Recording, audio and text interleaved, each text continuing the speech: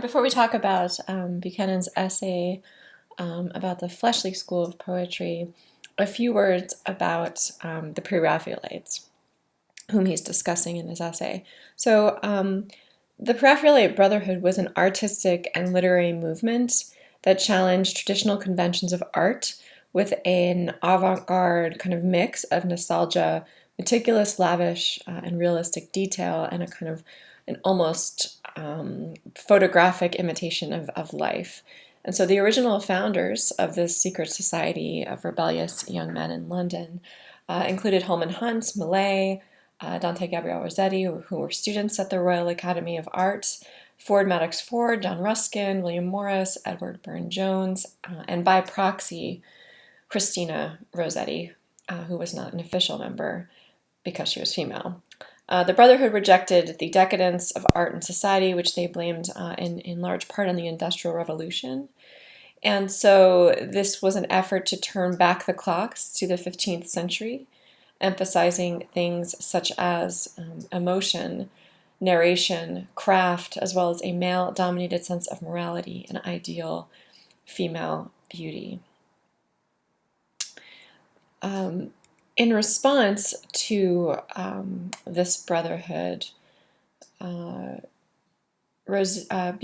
wrote the essay under the pseudonym Thomas Matland, Fleshly School of Poetry, in which he condemns many of the Pre-Raphaelites, but specifically Dante Gabriel Rossetti, rebuking him and rebranding the Brotherhood as the Fleshly School.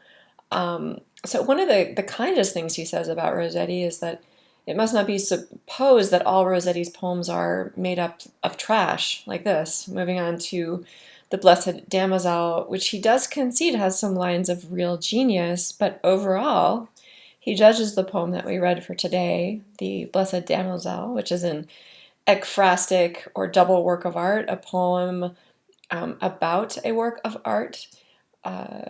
In this case, the poet himself painted this work of art, and the poem is embedded in the embellished golden frame of the painting. But Buchanan gives this conclusive statement about the high position of poetry. Poetry, Buchanan writes, is something more than painting, and an idea that will not become a poem because it is too smudgy. It is too smudgy for a picture. So this idea that we're degrading the poem by connecting it to this painting. Just a couple of things that are important to know about Rossetti. He met Elizabeth Siddal in 1849, and they married in 1860. She died in 1862, and she's memorialized in The Blessed Damozel, which I'll talk about in a minute. So the theatrical analogy to Hamlet in the opening paragraph, the idea that Buchanan sees himself as a public offender, spreading the disease, the seeds of disease, weakening the intellect, the morbid deviation from healthy forms of life. We saw a little bit of this in our discussion of novels as kind of contagious and demoralizing and even addictive and hurting men as well as women who read them. He called Rossetti a colorist who is fleshly all over, and his poetry simply nasty. I'm going to skip to the Blessed Damozel here, where we have kind of, if you're looking at the painting, so ekphrastic poetry is based on a work of art. So another example of this would be Audin's Musée des Beaux-Arts, which is a painting at the Fogg in Cambridge that is about Bruegel's The Fall of Icarus. And so this poem was published in the Germ in 1850, and it's about an estranged lover, the Blessed Damozel, who is, you can see the painting is split in half. She wants God to grant her the wish that her lover's soul will join her in heaven after he dies.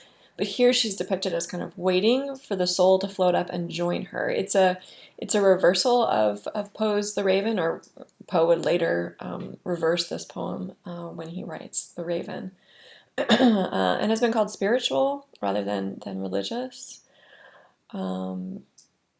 Dante Rossetti was in the middle of painting a series of murals that celebrated King Arthur at this time, who was a key figure of the Pre-Raphaelite Brotherhood when he met Swinburne. The two lovers are separated by death, and this theme from Dante's Vita Nuova, in which lovers are joined in heaven, was also kind of the inspiration for Poe. That it was possible to do with grief of the lover on earth, and so determined the reversal, giving utterance to the kind of the voice in heaven yearning for a loved one on earth. So you notice that the lover's words actually appear in parentheses in this poem. I saw her smile, I heard her tears. The kind of separation that we see in this painting is quite literal in the poem as well, with the parenthetical asides.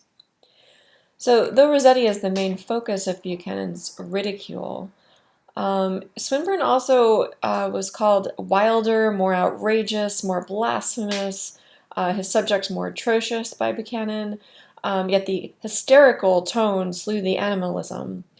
He goes on to say it was only a mad boy letting off squibs, not a great strong man who might be really dangerous to society. I will be naughty, screamed a little boy. But after all, what did it matter? So this language is attempting to emasculate the Pre-Raphaelites and going after their kind of masculinity in turn.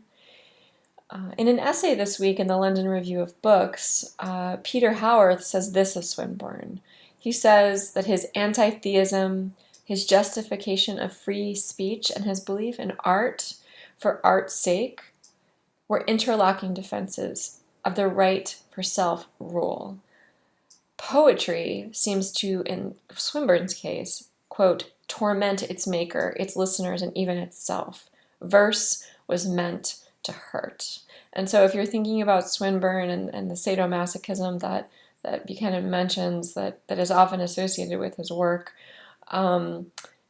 Swinburne once said this about literature, and not necessarily as a defense, but as an explanation. He wrote, it must be large, liberal, sincere, and cannot be chaste if it is prudish. Where free speech and fair play are, foul hints and evil suggestions are hatched into fetid life. So this idea that his poem speaks honestly, if you're thinking of a poem, and it is very musical and very beautiful, despite the fact that its themes are quite harsh, particularly compared to someone like Tennyson. So in Love and Sleep, the speaker here is focused on the present moment with his or her lover, like this time as it passes, and reminds us of the impermanence of lust and of love. So some have described the sensuality of these poems, the quivering flanks, the supple thighs, as evocative of the kind of attraction and a repulsion that we find in novels like Dracula, specifically the scene with the 3 female vampires who attempt to seduce Harker. So the line, earlier line, with bare throat made to bite, there is an indication here of something demonic or evil, potentially vampiric about Swinburne's poetry and his heroines in particular, who are both terrifying and impossible to resist. So we're going to be also reading this week, we're reading the our first of the 20th century writers who bridges the gap between the 19th and the 20th century, and that's Thomas Hardy. Hardy was the son of a stone mason, and he was born in Dorset, in London and Dorset. He was born in Dorset and lived in London and Dorset for 10 years. He's often considered to be the last of the Victorians. Hardy, Shaw, and Conrad all reached middle age during the Victorian period, but Hardy created these kind of tragic, sympathetic female characters in novels like Tess of the D'Urbervilles, or Eustachius the Vi in Return of the Native, victims of a rigid social system of sexual and moral restraints. Hardy, in addition to providing a kind of bridge to the 20th century, he began his career as a novelist. He published Desperate Remedies in 1871 and was soon successful enough to leave his career in architecture.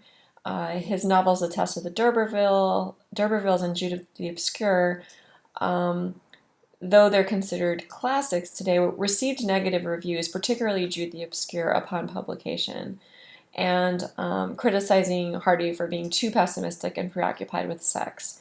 After the reviews of Jude the Obscure came out, Hardy left fiction for poetry and published 8 collections. He has an at times fatalistic outlook on society against this kind of dark, rugged landscape of his native Dorset. And there's a traditionalist, kind of highly original style to his poems. He had a strong influence on 20th century poets such as Frost and Auden and Dylan Thomas and Philip Larkin. His poems often feature these down-to-earth alternatives to mystical, aristocratic poetry like that of Yeats. He was criticized for being kind of a stern, rugged figure who rejects a lot of the values of the Victorian period and what was to come to be known as the modernist period. But he also, his contradictions are emblematic of what we see happening in the 20th century as well, in terms of pessimism about what was to come. I want to look at his poem, the Darkling Thrush. This poem actually is a contrast with something like the Keats's Nightingale. So a romantic symbol like the nightingale in Keats's poem Ode to a Nightingale symbolizes mortality, but in this kind of supernatural way that encourages the speaker to long for death. The Darkling Thrush, in contrast, represents quite a symbolizes both the century that is being left behind, as well as a sort of need to have one last burst of life before its death. So this idea that the aged thrush, frail, gaunt, small, sort of ordinary aging, had chosen thus to fling his soul upon the growing gloom. So when you're reading this poem, be thinking about what it would look like if you were to fling your soul upon anything, really. There's something about it that is potentially hopeful in a bleak and desolate world that he has created in this frozen landscape in which the century's corpse is literally leaning out of his grave. One of his biographers said that there in this poem is a startling affirmation from a man who would take absolutely nothing on trust, and it's difficult not to see it as a welcome to the aged thrush's song of knowledge. The final lines of this poem would be important to talk about if you did choose to write on that this week. This is a painting by Yoshio Markino, and it's kind of it's called the Evening Exodus at Victoria Station, and it's quite emblematic of the poem you read on the departure platform.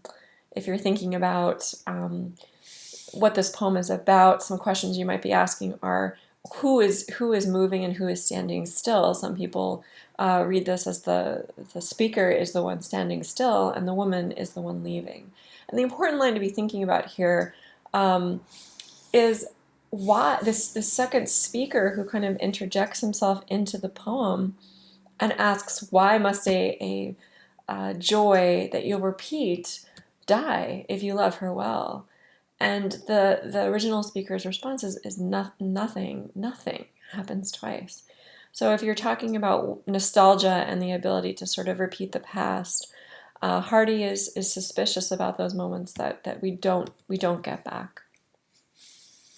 Virginia Woolf wrote this about Hardy: "Thus it is no mere transcript of life at a certain time or place that Hardy has given us. It is a vision of the world and man's lot as they reveal themselves to a powerful imagination, a profound poetic genius, a gentle and humane soul."